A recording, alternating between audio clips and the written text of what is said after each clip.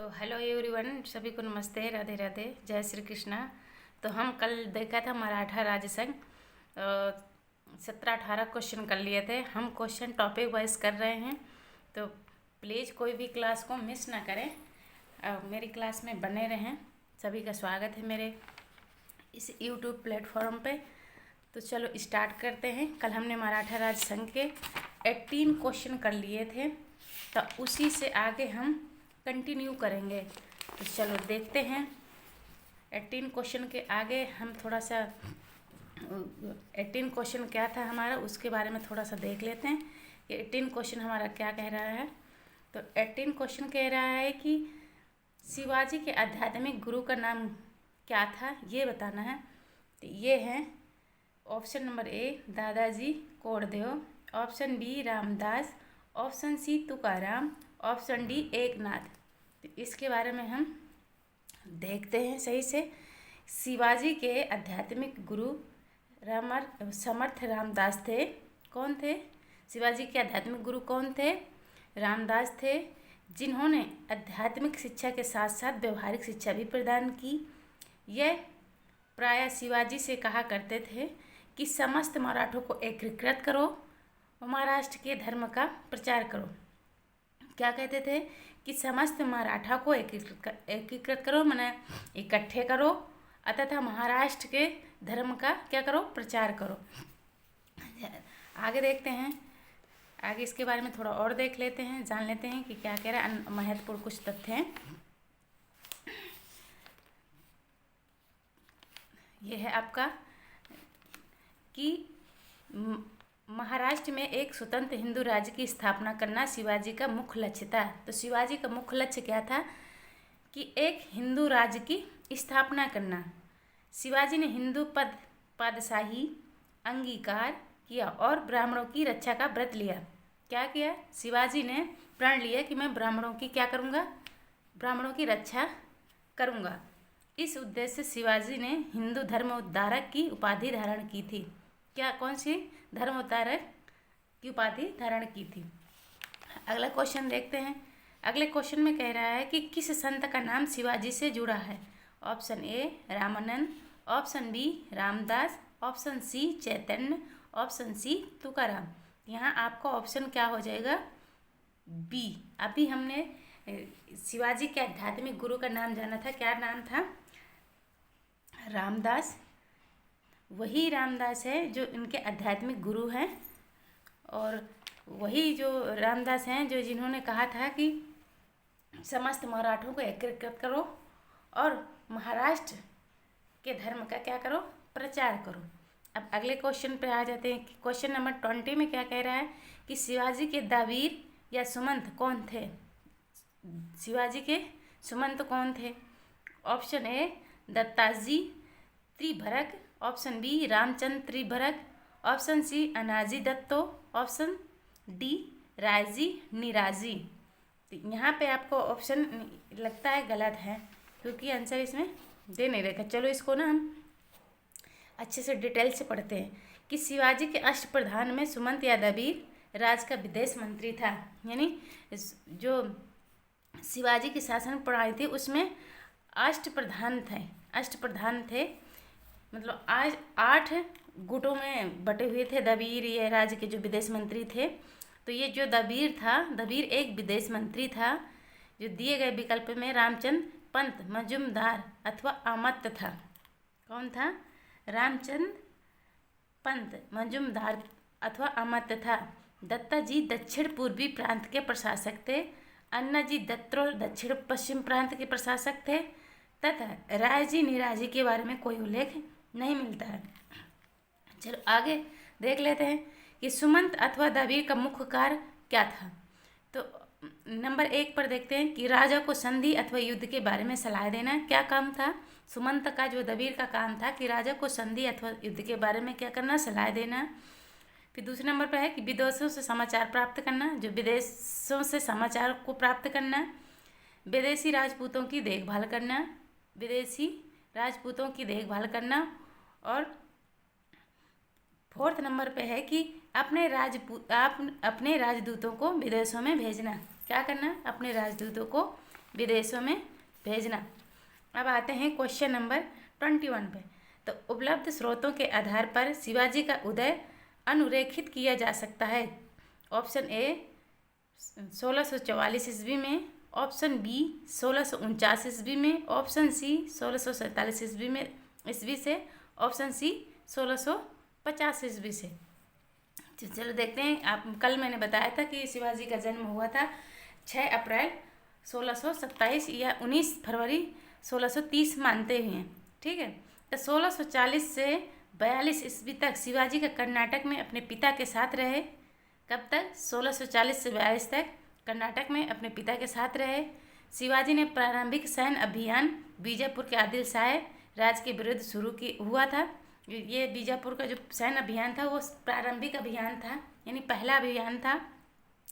1643 में शिवाजी ने सर्वप्रथम सिंहगढ़ का किला जीता था। सर्वप्रथम कौन सा गढ़? ये सिंहलगढ़ का किला है जिसे जीता था। इसके पश्चात शिवाजी ने लगातार अपना विजय अभियान जारी रखा।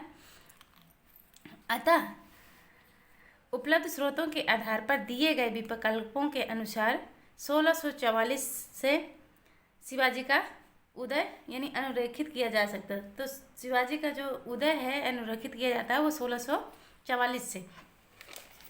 अब चलो आगे देखते हैं। आगे क्या कह रहे हैं कि शिवाजी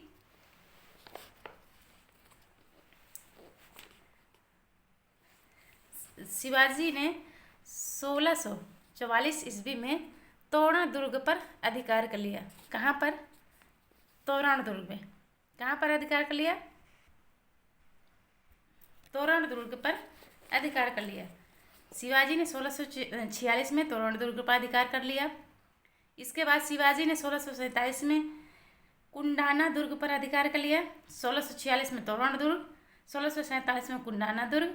और शिवाजी ने 1648 ईस्वी में पुरंदर के महत्वपूर्ण दुर्ग पर अधिकार कर लिया। उसके लगातार ये 3 दुर्गों पर अधिकार करा उसने। 1646 में तोरण दुर्ग, 1647 में कुंडाना दुर्ग और 1648 में पुरंदर के महत्वपूर्ण दुर्ग पर अधिकार कर लिया। अगला क्वेश्चन है 22 कि शिवाजी ने पूना के आसपास के दुर्गों को किन वर्षों में जीता? तो ऑप्शन आपका ये रखा है। ऑप्शन ये है, ऑप्शन ए में है कि 1643 से 47, 1648 से 49, ऑप्शन बी, ऑप्शन सी है 1650 से 52, ऑप्शन डी है 1643 से 1644। तो ये ऑप्शन आपका ए हो जाएगा कि शिवाजी ने अपने पूना के आसपास के दुर्गों को जो 1645-47 के मध्य जीता था। सर्वप्रथम ने शिवाजी ने 1643 में कहाँ? बीजापुर के सिंहलगढ़ किले पर अधिकार किया और कर लिया। उसके पश्चात उन्होंने 1646 में कहाँ पर? तोरण पर अधिकार कर लिया। तोरण का दुर्ग है जो अभी मैंने पढ़ा, अभी पढ़ा है हमने 1646 में, जब वहाँ पर अधिकार कर लिया। अब आगे क्वेश्चन देखते हैं। क्वेश्चन है कि 23 क्वेश्चन है, मराठा प्रशासन में अमत्य या मजूमदार का प्रमुख कार्य क्या था? अभी हमने देखा था। ऑप्शन ए कृषि से संबंधित, ऑप्शन बी विदेशी विभाग, ऑप्शन सी राजस्व से संबंधित, ऑप्शन डी सेना से संबंधित। तो ये था ऑप्शन सी जो राजस्व से संबंधित था। देखते हैं अमत्य क्या थे। शिवाजी के राज्य प्रशासन के लिए केंद्रीय स्तर पर अष्टप्रधान की व्यवस्था थी।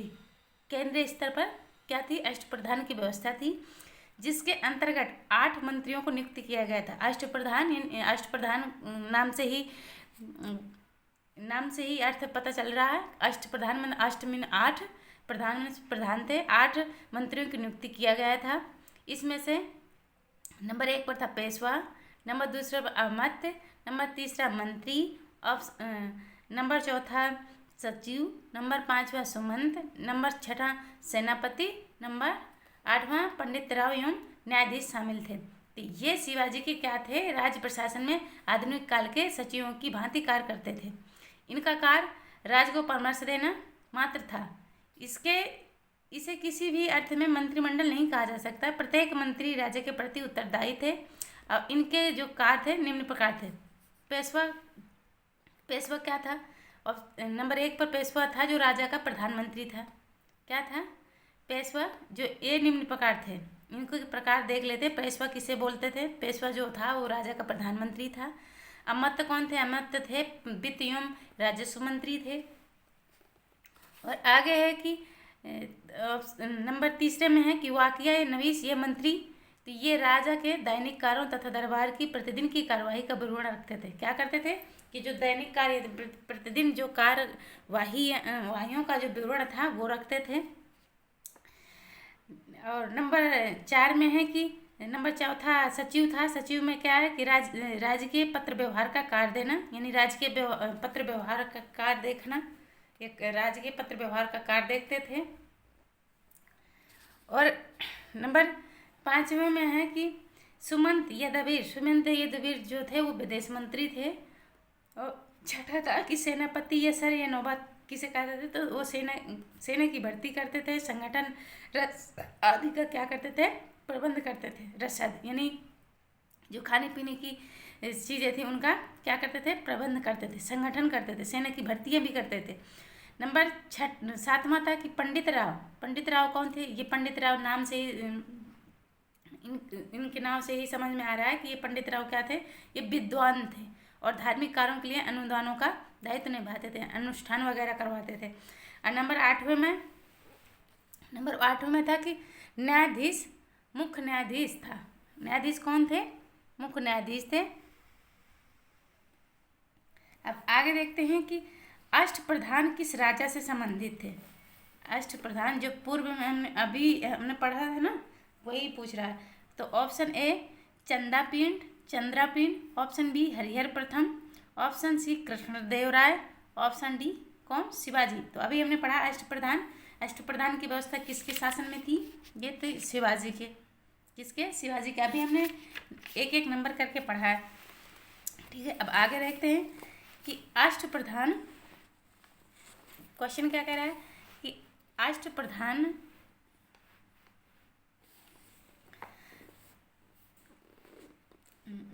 25 क्वेश्चन पर आ जाते हैं। तो अष्टप्रधान जो शिवाजी के मराठा राज्य के प्रशासन में सहायता करते थे के संदर्भ में निम्न में से कौन केंद्रीय प्रशासन के प्रभारी थे?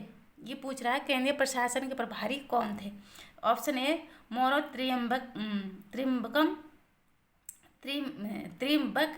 Pingle, option B Ramchandra Nilkanth Majumdar, option C Annaji Datto, option D Dattaji Trimbak Waknis. तो ये ऑप्शन आपका ए हो जाएगा, मोरो त्रियंबक पिंगले। अब इसके मोरो त्रियंबक के बारे में, पिंगले के बारे में देख लेते हैं कि कैसे क्या है। तो मोरो पंत त्रियंबक पिंगले कौन था? 1620 से 1683 ईस्वी, जिन्होंने मोरोपंत पेशवा के नाम से भी जाना जाता है। किसके नाम से? मोरोपंत पेशवा के नाम से भी जाना जाता है। मराठा साम्राज्य में पेशवा मुख्य प्रधान थे। पेशवा जो थे क्या थे? मराठा साम्राज्य में मुख्य प्रधान थे, जो छत्रपति शिवाजी महाराज की अष्टप्रधान परिषद में सेवारत थे। क्या थे? अभी हमने पढ़ा था कि पेशवा क्या थे? पेशवा थे मुख्य प्रधान थे, जो ये शिवाजी की अष्टप्रधान में से प्रमुख थे। इनका कार्य था संपूर्ण राज्य के शासन की देखभाल करना, राजा के अनुपस्थिति में उसके कार्यों को देखभाल करना, शासन में एक रूपता लाने के लिए शासन के अधिकारियों पर नियंत्रण रखना और प्रजा के हित के लिए प्रयत्न करना उनका मुख्य दायित्व था। राजा के सभी आदेशों और पत्रों पर क्या करते थे? राजा की मुहर के नीचे उसकी मुहर लगती थी। जैसे कोई पत्र व्यवहार होता था तो पहले राजा की मुहर लगती थी और उसके नीचे ये मुख्य प्रधान था जो पेशवा था, उसकी मुहर लगती थी। तो आगे क्वेश्चन देखते हैं। क्वेश्चन नंबर 26 में है कि मराठा प्रशासन में गांव का लेखपाल क्या कहलाता था? ये पूछ रहा है। Option A Desai, option B Kulkarni, option C सिलेदार, ऑप्शन डी पटेल। तो आपका ऑप्शन क्या हो जाएगा? कुलकर्णी। चलो कुलकर्णी के बारे में जान लेते हैं। कुलकर्णी कौन था? तो ये मराठा प्रशासन में कुलकर्णी गांव के भूमि का लेखा जोखा रखता था। कुलकर्णी कौन था? ये जो गांव की भूमि का क्या करता था? लेखा जोखा रखता था। उसे लेखपाल भी कहा जाता था, कुलकर्णी भी कहा जाता था और लेखपाल भी कहा जाता था। जबकि पटेल ग्राम का मुखिया या मुख्य अधिकारी था। पटेल को क्या बोलते थे? ग्राम का मुखिया या मुख्य अधिकारी था। लेखपाल जो गांव की भूमि का लेखा जोखा रखता था। यह कर संबंधी न्यायिक तथा अन्य प्रशासनिक कार्य का संपादित करता था। कौन? जो पटेल था, जिसे जबकि पटेल ये ग्राम का मुखिया था, अधिकारी था, यही सभी न्यायिक तथा अन्य प्रशासनिक कार्यों को क्या करता था? संपादित करता था। अब आ जाते हैं क्वेश्चन नंबर 27 में। 27 क्वेश्चन क्या कह रहा है कि शिवाजी के राज्यकाल में कौन वित्त विभाग का प्रमुख था? अभी हमने देखा वित्त विभाग का कौन था। ऑप्शन ए अमात्य, ऑप्शन सी सचिव, ऑप्शन सी मंत्री, ऑप्शन डी सुमंत। तो ये थे ऑप्शन ए। अमात्य के बारे में हमने ऊपर पढ़ा भी है। तो चलो अगला क्वेश्चन देखते हैं। अगला क्वेश्चन कह रहा है कि 28 में अष्टप्रधान नामक मंत्रिपरिषद होती थी। किसके प्रशासन में? ये पूछ रहा है। ऑप्शन ए गुप्त प्रशासन में, ऑप्शन बी मराठा शासन में, ऑप्शन सी विजयनगर शासन में, ऑप्शन डी चोल शासन में। तो ये आपका ऑप्शन क्या हो जाएगा? ऑप्शन बी मराठा शासन में, जो अभी हमने पढ़ा शिवाजी अष्टप्रधान की व्यवस्था कर रखा था अपने शासन में। अगला क्वेश्चन है कि 29 क्वेश्चन पर है, आ जाते हैं। 29 क्वेश्चन क्या कह रहा है कि मराठा छत्रपति शिवाजी का सर्वप्रथम मुगल सेना से संघर्ष कब हुआ? जो मुगल सेना के साथ इसकी लड़ाई हुई थी छत्रपति शिवाजी की, तो वो किस सन में हुई, ये पूछ रहा है। तो ऑप्शन ए 1656 ईस्वी में, 1656 में, ऑप्शन बी 1657 में, ऑप्शन सी 1659 में, ऑप्शन डी 1663 में। तो ये आपका हो जाएगा 1657 में। 1657 में तुम्हें पता है कि 1657 में कौन था मुगल प्रशासन उस टाइम पर? तो उस टाइम पर था औरंगजेब। तो औरंगजेब से इसका झगड़ा हुआ था। औरंगजेब के बारे में ही 1657 में इनका दोनों का मुकाबला हुआ। तो 1657 ईस्वी में शिवाजी का मुकाबला पहली बार मुगलों से हुआ। दक्षिण के सूबेदार औरंगजेब की सेना तथा शिवाजी के बीच क्या हुआ? संघर्ष हुआ। मराठों को पीछे हटना पड़ा। क्या करना पड़ा इसमें? मराठों को क्या करना पड़ा? पीछे हटना पड़ा। इसमें औरंगजेब की सेना थी एक तरफ शिवाजी की थी। जो 1657 में दक्षिण के सूबेदार औरंगजेब की सेना थी। अन्य महत्वपूर्ण तथ्यों के बारे में देखते हैं। अन्य महत्वपूर्ण तथ्य क्या कह रहे हैं कि शिवाजी एवं अफजल खां का संघर्ष 1659 में हुआ था। शिवाजी एवं शाइस्ता खां में संघर्ष 1663 ईस्वी में हुआ था। शिवाजी और राजा जयसिंह के बीच की पुरंदर की संधि 1665 में हुई थी। कब हुई थी? 1665 में शिवाजी और जयसिंह के बीच। अब देखते हैं कि ये बखर क्या है। ये सारे क्वेश्चन जो मैं करवा रही हूँ ना, ये सारे प्रीवियस ईयर क्वेश्चन हैं, किसी न किसी पेपर में आए हुए हैं। तो चलो देखते हैं 30 नंबर क्वेश्चन में देखते हैं कि बखर क्या है। ऑप्शन ए इतिहास रचना के वर्णनात्मक साधन, ऑप्शन बी गुप्तचरों की सूचना, ऑप्शन सी राजकोषीय घोषणाएं थी, ऑप्शन डी विदेशी समाचार पत्र थे। तो ये थी इतिहास रचना के वर्णनात्मक साधन। क्या थे? वर्णनात्मक साधन थे बखर। बखर के बारे में थोड़ा सा और डिटेल में जान लेते हैं कि बखर मराठी गद्य में लिखा ऐतिहासिक कथा का एक रूप था। क्या था? ऐतिहासिक कथा का एक रूप था, मराठी गद्य में लिखा हुआ था। यह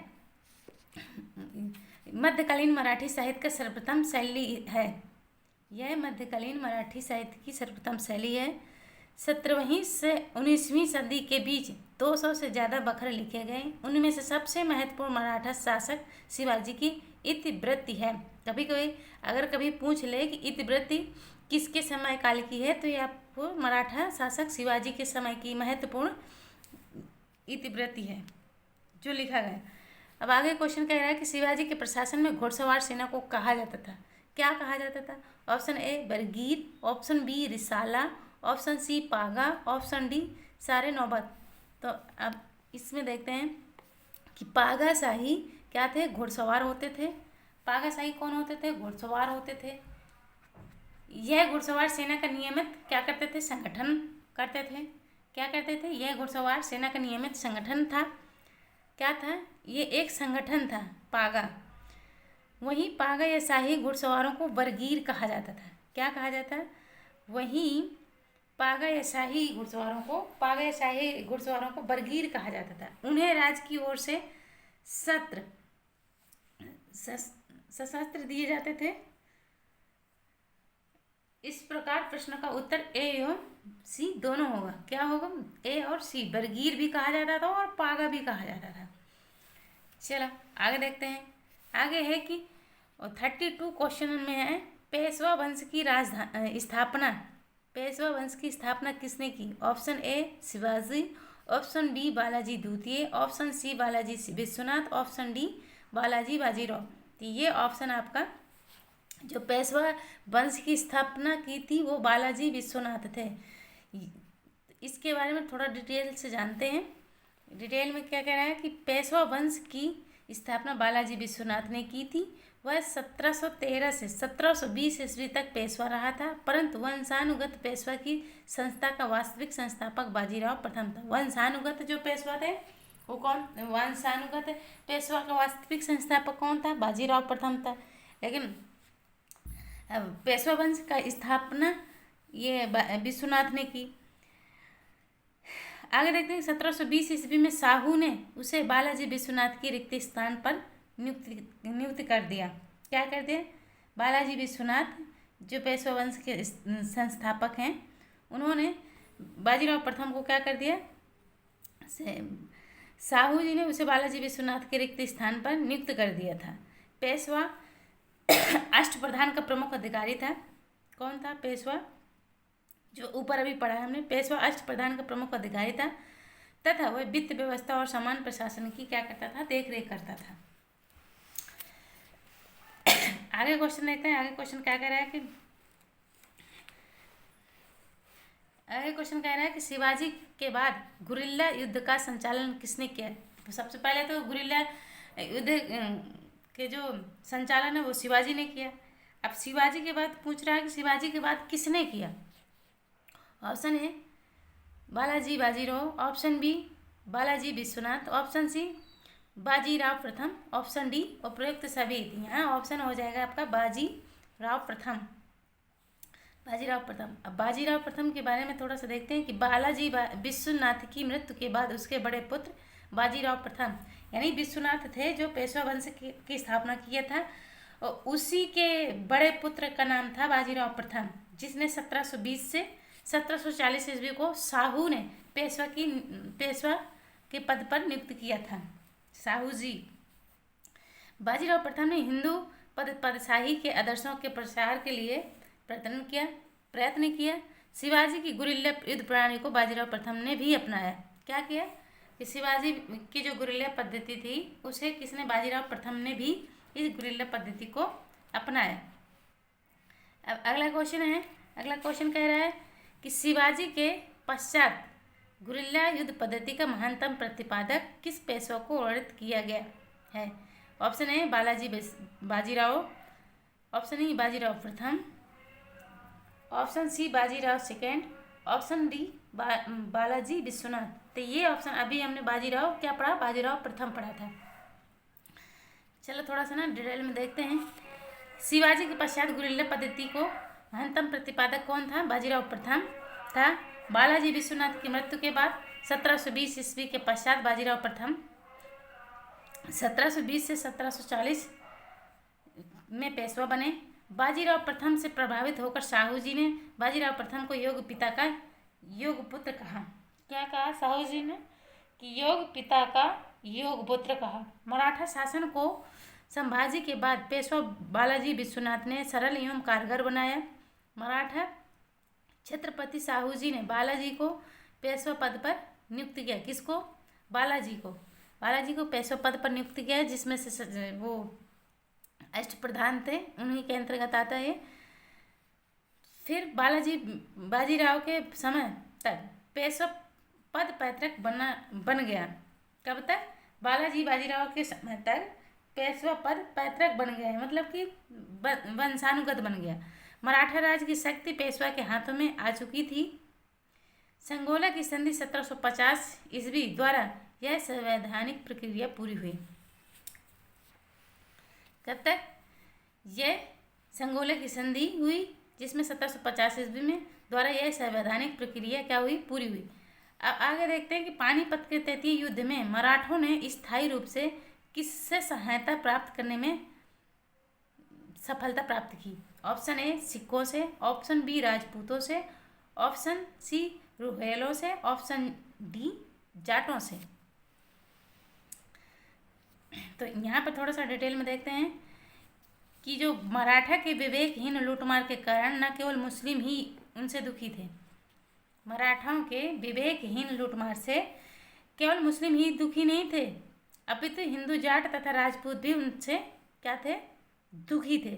तथा सिखों ने भी उनकी सहायता नहीं की। मतलब कि न सिखों, न जाट, न हिंदू और न मुस्लिम, किसी ने भी उनकी सहायता नहीं की। पानीपत के तृतीय युद्ध में मराठों की नेतृत्व सदाशिव राय कर रहा था। कौन कर रहा था? मराठा। जो पानीपत का तृतीय युद्ध हुआ उसका नेतृत्व कौन कर रहा था? सदाशिव राय कर रहा था। वह किसी प्रभावशाली सरदार का समर्थन न पा सका। किसी प्रभावशाली शासक का क्या, सरदार का क्या समर्थन न पा सका। सदाशिव राय ने अपने व्यवहार से भरतपुर के राजा सूरजमल जाट को नाराज कर दिया और वह युद्ध पूर्व ही मराठों का साथ छोड़ गया। क्या किया? मराठों का साथ छोड़ गए। कौन? भरतपुर के जो राजा सूरजमल थे। जबकि 14 फरवरी जबकि युद्ध 14 जनवरी को प्रातःकाल 9 बजे मराठा आक्रमणों के साथ प्रारंभ हुआ था। अतः मराठों का अंतिम रूप से युद्धों में सिखों, राजपूतों, रोहिलों तथा जाटों में से किसी के भी द्वारा सहायता नहीं मिली। तो इसमें सारे ऑप्शन गलत दे रखे। न सिखों ने इनकी सहायता की, न राजपूतों ने की, और न रोहिलों की, और न जाटों ने की। किसी भी ने नहीं की। आगे देखते हैं, आगे इसके बारे में देखते हैं क्या कह रहा है। थोड़ा सा और जानते हैं डिटेल में पढ़ते हैं कि मराठा की पराजय का मुख्य कारण क्या था? सदाशिव राय की कूटनीति की असफलता और अब्दाली की तुलना में उसका दुर्लभ सेनापतित्व था। जो अब्दाली अच्छे से सेनापति था, अच्छा सेनापति था, जिसने अपने सेनाओं को बढ़िया से संगठन कर रखा था, कूटनीतिक था। तो कई बड़े मराठा सरदार सदाशिव राय, पेशवा का पुत्र विश्वराव, जसवंत पवार, तुकोजी सिंधिया युद्ध में मारे गए। कौन कौन मारे गए? जो सदाशिव राव के कई बड़े मराठा सरदार सदाशिव राव थे, जिसके पुत्र पेशवा का पुत्र विश्वराव, जसवंत पवार, तुकोजी सिंधिया युद्ध में क्या हुए? मारे गए। नजीम दौला ने चालाकी से मराठा सरदार मल्हार राव को होलकर से साठगांठ कर ली और होलकर युद्ध के बीच से ही भाग निकला। महाराष्ट्र में एक भी परिवार सेना न था जिसने अपनी न किसी स्वजन के मृत्यु पर शोक न मनाया हो। महाराष्ट्र में एक भी परिवार ऐसा न था जिसने इसके मृत्यु में शोक न मनाया हो। अब देखते हैं क्वेश्चन नंबर 36 में क्या कह रहा है कि निम्नलिखित में से कौन पानीपत के तृतीय युद्ध के समय पेशवा था? अभी हमने पढ़ा था, कौन था? बालाजी बाजीराव। ऑप्शन ए बालाजी बाजीराव पेशवा पूछा है कि पेशवा कौन था। ऑप्शन बी माधवराव प्रथम, ऑप्शन सी बालाजी द्वितीय, ऑप्शन डी बाजीराव प्रथम। तो ये थे बालाजी बाजीराव। देखते हैं पानीपत के तृतीय युद्ध के समय पेशवा बालाजी बाजीराव थे। यह युद्ध 14 जनवरी 1761 को अफगानिस्तान के शासक, जो तृतीय हमारा पानीपत का युद्ध हुआ था, वो अहमद शाह अब्दाली तथा मराठों के बीच हुआ था, जिसमें इस युद्ध में मराठा क्या हुए? बुरी तरह से पराजित हुए। उस टाइम पर जो पेशवा था वो पेशवा था बालाजी बाजीराव थे। इस युद्ध में अवध के नवाब शुजाउद्दौला तथा रुहेला सरदार हाफिज रहमत खां तथा साउदुल्ला खां का समर्थन अब्दाली को प्राप्त हुआ। मतलब कि इन्होंने मराठा का सहायता नहीं दी। इन्होंने जो ये मुस्लिम शासक थे, नवाब शुजाउद्दौला, रुहेला सरदार हाफिज रहमत खां, सादुल्ला खां, ये सब अब्दाली का क्या किया? साथ दिया। दूसरी तरफ मराठों को राजपूत सिख एवं जाटों का समर्थन नहीं मिला। अभी हमने पढ़ा कि जो तृतीय युद्ध हुआ पानीपत का, उसमें मराठों की हार हुई। मराठों का हार का कारण क्या हुआ कि इसमें न सिखों ने सहायता दी, न राजपूतों ने सहायता दी, न जाटों ने, किसी ने भी समर्थन नहीं किया। इस युद्ध में मराठों की तरफ से तोपे खाने का कमान कौन संभाला था? इब्राहिम खां गर्दी ने संभाली थी। अब आगे क्वेश्चन देखते हैं। आगे क्वेश्चन क्या कह रहा है कि निम्नलिखित में से किसे पानीपत के तृतीय युद्ध के दौरान मराठा सेना को रसद की आपूर्ति का कार्य सौंपा गया था? निम्नलिखित में से किसे पानीपत के तृतीय युद्ध के दौरान मराठा सेना को रसद की आपूर्ति का कार्य सौंपा गया था? तो option A Bhau Sahab, option B Govind Ballal Kher, option C Vishwas Rao, option C Visaji Govind Chandorkar. तो ये हो जाएगा ऑप्शन बी गोविंद बल्लाल खेर। पानीपत के तृतीय युद्ध 14 जनवरी 1761 के दौरान मराठा सेना को रसद आपूर्ति का कार्य गोविंद बल्लाल खेर को सौंपा गया था।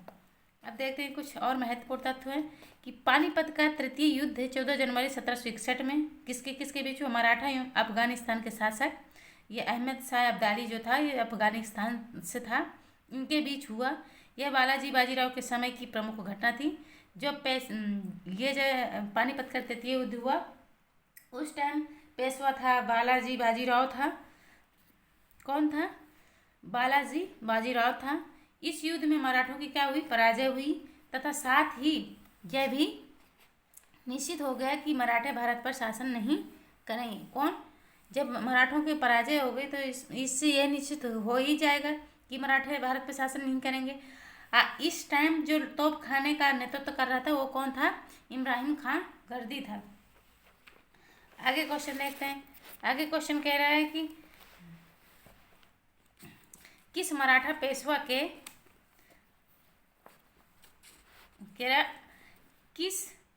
पेशवा के शासनकाल में पानीपत का तृतीय युद्ध हुआ था? ऑप्शन ए बाजीराव प्रथम, ऑप्शन बी बाजीराव द्वितीय, option C Balaji Bajirao, option D Balaji Vishwanath. अभी हमने पढ़ा था कौन था? बालाजी बाजीराव। तो अगला क्वेश्चन देखते हैं। 39 क्वेश्चन पे आ जाते हैं कि पेशवा ने पद दाम नामक कर किस पर लगाए थे? किसने? पेशवाओं ने जो पद दाम नामक कर था वो किस पर लगाए थे? ये ऑप्शन ए विधवा पुनर्विवाह पर लगाए थे, ऑप्शन बी बहु विवाह पर, ऑप्शन सी बाल विवाह पर, ऑप्शन डी दहेज विवाह पर। तो इन्होंने विधवा पुनर्विवाह पर क्या लगाए थे? पददान नामक कर लगाया था। पददान नामक कर लगाए थे पेशवाओं ने। इसके बारे में थोड़ा सा डिटेल में देखते हैं। डिटेल में क्या कह रहा है कि पेशवा ने पददान नामक कर विधवा पुनर्विवाह पर लगाया था। शिवाजी ने राज्य के प्रशासन के लिए केंद्रीय स्तर पर अष्टप्रधान की व्यवस्था की थी, जिसके अंतर्गत 8 मंत्रियों की नियुक्ति किया गया था। अभी हमने पढ़ा पहले ही कि अष्टप्रधान क्या थी, जिसमें 8 मंत्रियों की नियुक्ति होती थी, जिसमें पेशवा क्या था? मुख्य प्रधान था।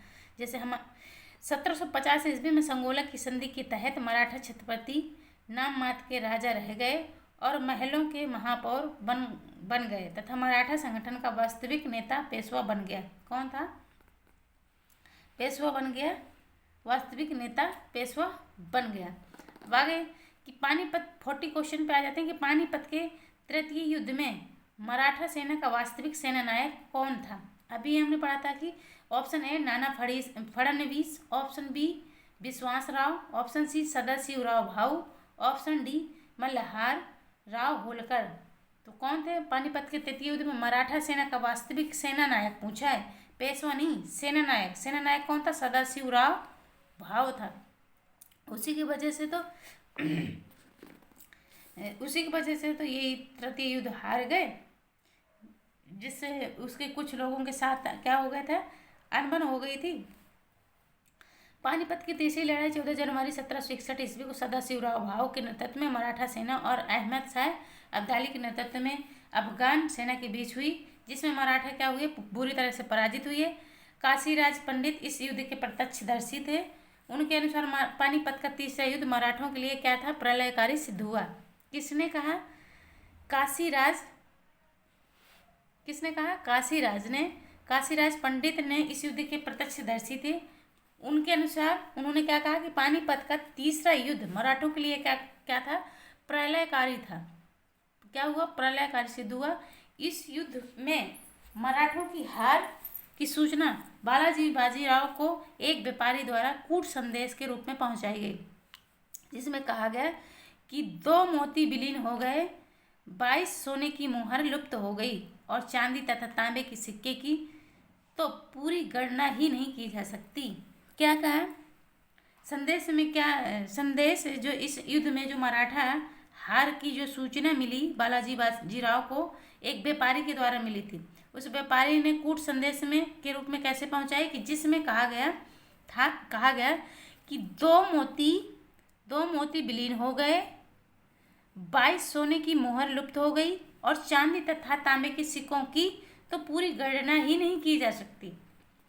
तो आगे क्वेश्चन देखते हैं। आगे क्वेश्चन में कह रहा है 41 में कि 1761 में हुए पानीपत का तृतीय युद्ध किन 2 शक्तियों के बीच हुआ था। अभी हमने पढ़ा था ऑप्शन ए मराठे और मुगलों, मराठों और नादिर शाह, मराठे और अब्दाली, मराठे और जाट। तो यहाँ ऑप्शन आपका हो जाएगा मराठा और अहमद शाह अब्दाली।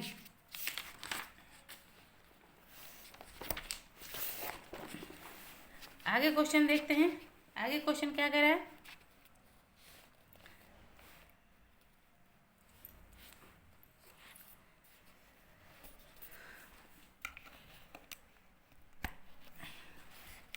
आगे क्वेश्चन कह रहा है कि पानीपत के तृतीय युद्ध में मराठों की ओर से लड़ते हुए मरने वाले मुसलमान सेनानायक कौन था, जो युद्ध में मराठों की ओर से लड़ रहा था। पानीपत के तृतीय युद्ध में जो मराठों की ओर से जो मुसलमान लड़ रहा था वो कौन था, मुसलमान सेनानायक पूछा।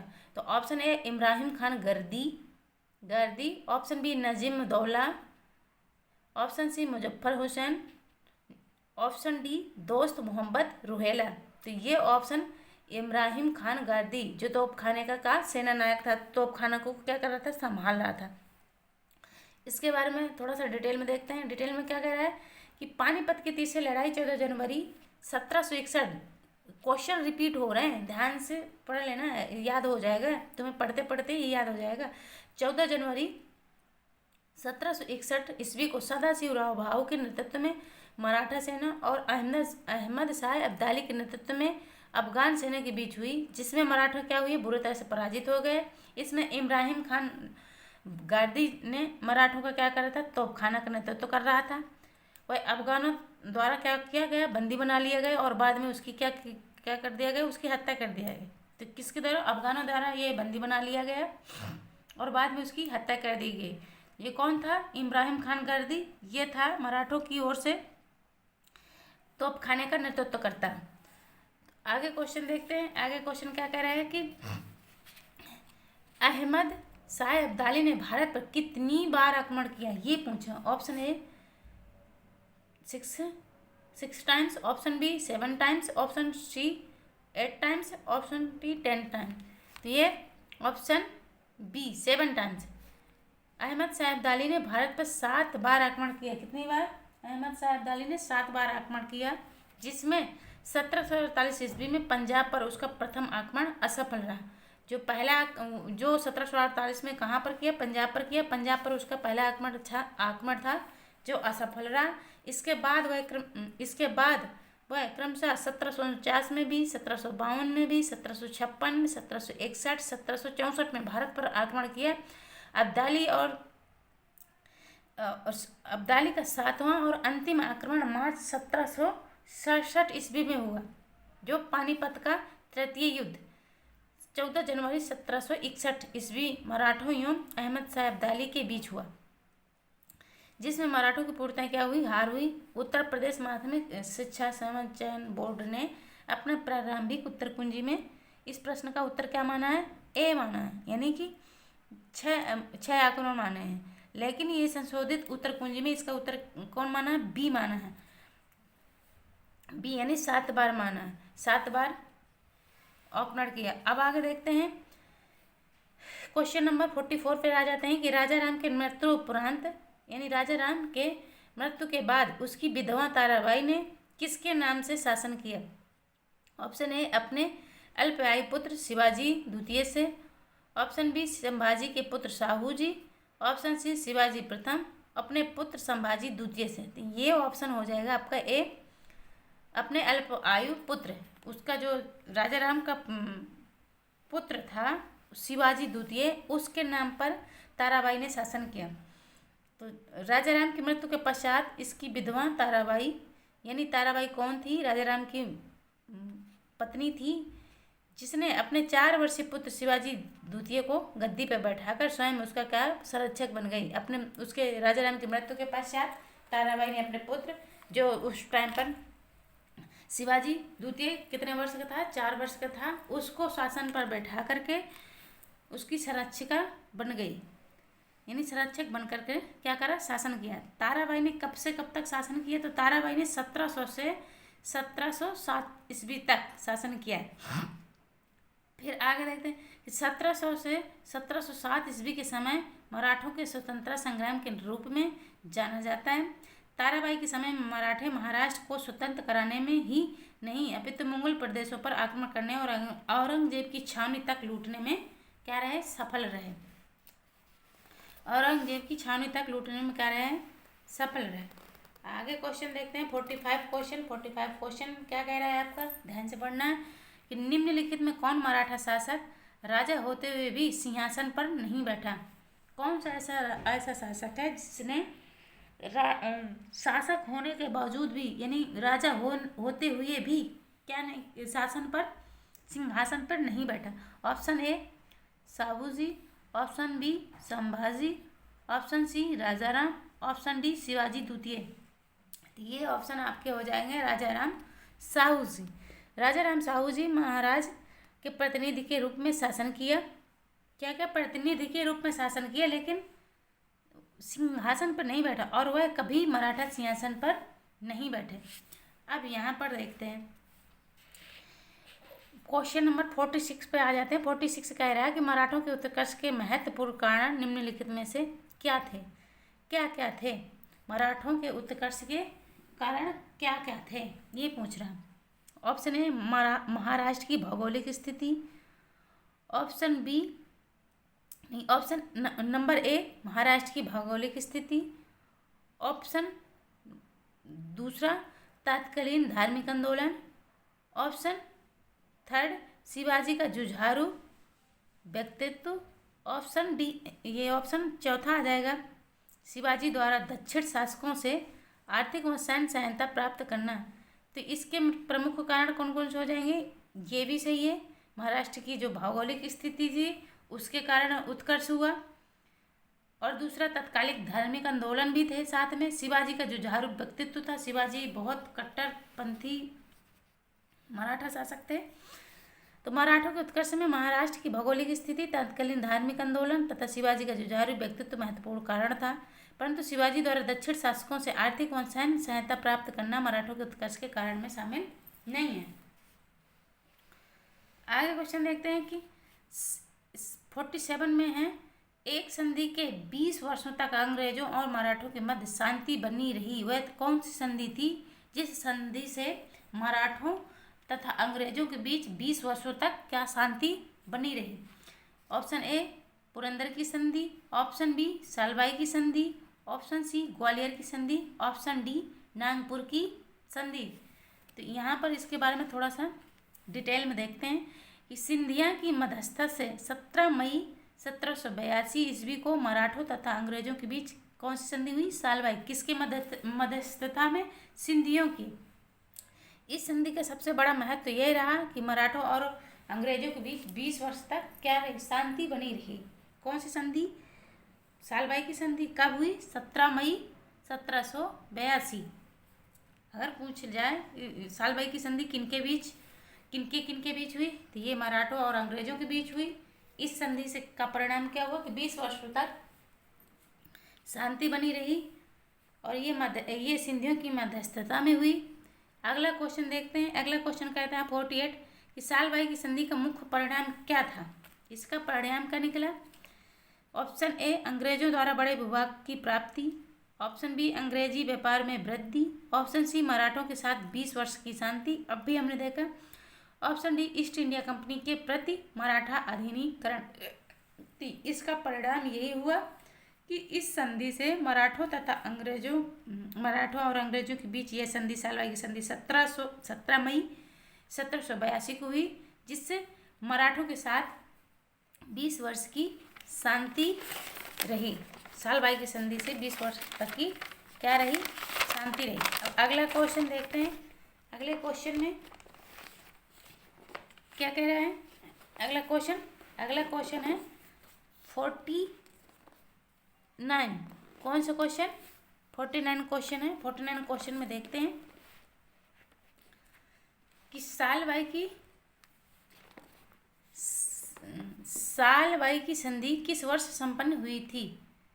अभी हमने देखा ना, ऑप्शन ए 1779 ईस्वी में, ऑप्शन बी सन 1780 ईस्वी में, सी सन 1782 ईस्वी में, ऑप्शन डी सन 1783 ईस्वी में। तो ये हो जाएगा 1782 में, 17 मई 1782 में। इसके बारे में डिटेल से देखते हैं कि 17 मई 1782 ईस्वी को सालबाई की संधि के द्वारा प्रथम आंग्ल मराठा युद्ध क्या हुआ, समाप्त हुआ। इस संधि में महादजी सिंधियों ने मध्यस्थता की भूमि निभाई। अन्य महत्वपूर्ण तथ्यों के बारे में देख लेते हैं कि इस संधि के अनुसार अंग्रेजों ने माधव नारायण राव को मराठा के बीच मराठा पेशवा के रूप में स्वीकार कर लिया। क्या करा? अंग्रेजों ने इस संधि के अनुसार माधव नारायण राव को मराठा पेशवा के रूप में क्या करा, स्वीकार कर लिया। अंग्रेजों ने रघुनाथ राव का साथ छोड़ दिया। क्या किया? अंग्रेजों ने रघुनाथ राव का साथ छोड़ दिया तथा उनके निर्वाह के लिए मराठा कोष से 3.5 लाख रुपए भेज दिए। मराठा कोष से क्या किया? जो रघुनाथ राव का साथ छोड़ दिया, उनके निर्वाह के लिए, उनके जीवन यापन करने के लिए कितना पैसा भेजा? 3.5 लाख रुपए उन्हें मराठा कोष से निकाल करके दे दिया। साल सेठ तथा थाना अंग्रेजों को दे दिया गया। क्या? जो साल सेठ था तथा थाना अंग्रेजों के अधीन दे दिया गया। 20 वर्षों के लिए अंग्रेजों और मराठों में शांति स्थापित हो गई। अब आते हैं क्वेश्चन नंबर 50 पे। निम्नलिखित में से कौन सा तथ्य युग्म मराठों और अंग्रेजों के बीच संधि सम्मेलन वर्ष सही ढंग से मेल नहीं खाता? क्या कह रहा है कि कौन सा ऑप्शन संधि मेल सही मेल नहीं खाता? तो ऑप्शन ए सूरत की संधि 1785, ऑप्शन डी वडगांव की संधि 1779, ऑप्शन सी बेसिन की संधि 1802, ऑप्शन डी सालबाई की संधि 1782। तो 1782 सालबाई की संधि हुई थी, बेसिन की संधि 1802 में हुई थी, बड़गांव की संधि 1779 में हुई थी, लेकिन सूरत की संधि 1785 में नहीं हुई थी। यही ऑप्शन मेल नहीं खाता है। अब देखते हैं ये संधि कब हुई। अंग्रेजों और मराठों के मध्य सूरत की संधि जो हुई थी वो 1775 में हुई थी। इस संधि के अनुसार अंग्रेजों ने राघोवा यानी रघुनाथ राव को सैनिक सहायता देना स्वीकार कर लिया। किसने? अंग्रेजों ने। जो सूरत की संधि हुई 1775 में, इसमें अंग्रेजों ने राघव को सैनिक सहायता देने के लिए क्या कर लिया? स्वीकार कर लिया। अंग्रेजों ने युद्ध में विजय के उपरांत उसे पेशवा बनाने का भी वचन दे दिया। क्या दिया? विजय के उपरांत उसे पेशवा बनाने का भी क्या वचन दे दिया। अब आ जाते हैं 51 क्वेश्चन पे। वह मराठा राजनीतिक जिसकी मृत्यु के साथ मराठा सरकार की बुद्धि एवं स्वयं भी चले गए। वो कौन सा मराठा था जिसके मराठा सरकार की बुद्धि एवं स्वयं भी चले गए जिसकी मृत्यु होने के बाद? तो option A Malhar Rao Holkar, Nana Phadnavis, option C Mahadji Scindia, option D Dadaji Konddev. तो ये हो जाएगा नाना फडणवीस। इसके बारे में देखते हैं नाना फडणवीस ने कैसे क्या किया। तो 1800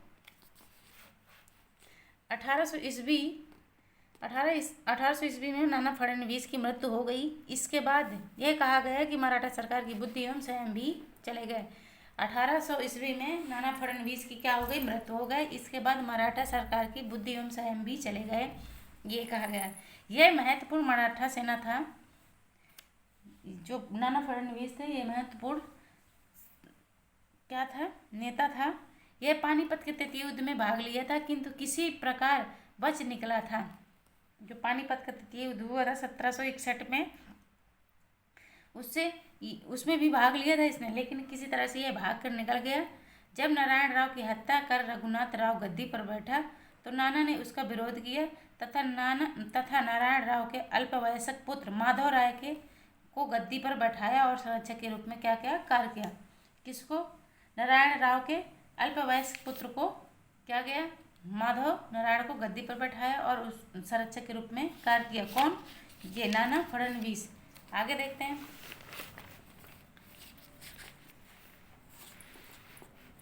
आगे क्या कह रहे हैं क्वेश्चन? आगे क्वेश्चन कह रहे हैं कि जो अन्य महत्वपूर्ण तत्व हैं, 1784 ईस्वी में इसके नेतृत्व में मराठों ने टीपू को परास्त कर कुछ प्रदेश प्राप्त किए। किससे? 1784 ईस्वी में 1784 में नाना फडणवीस के नेतृत्व में मराठों ने टीपू को परास्त कर दिया और कुछ प्रदेश इनको प्राप्त हुए। 1795 ईस्वी में मराठा सेनाओं ने निजाम को खरदा के युद्ध में परास्त किया। 1796 ईस्वी में पेशवा माधव नारायण ने नाना के कठोर नियंत्रण से तंग आकर आत्महत्या कर ली। किसने? पेशवा माधव नारायण ने। किसके कठोर नियंत्रण से? नाना फडणवीस के। नाना फडणवीस के नेतृत्व कठोर नियंत्रण के कारण इसने आत्महत्या कर ली। किसने? पेशवा माधव नारायण ने। अब अगला क्वेश्चन देखते हैं। अगला क्वेश्चन क्या कह रहा है कि बसीन की संधि, क्वेश्चन नंबर है 52। बसीन की संधि जो 1802 किसके बीच हुई थी? अंग्रेज और टीपू सुल्तान, ऑप्शन बी अंग्रेज और होलकर, ऑप्शन सी अंग्रेज और गायकवाड़, ऑप्शन डी अंग्रेज और पेशवा बाजीराव द्वितीय। तो ये हो जाएगा पेशवा बाजीराव द्वितीय। अब देखते हैं पेशवा बाजीराव द्वितीय के बारे में थोड़ा देखते हैं। बसीन की संधि क्या थी? तो बसीन की संधि दिसंबर 1802 ईस्वी में पेशवा बाजीराव द्वितीय और अंग्रेजों के मध्य हुई थी। इस सहायक संधि के तहत बाजीराव द्वितीय ने अंग्रेजों की संरक्षकता स्वीकार कर ली। क्या कर लिया?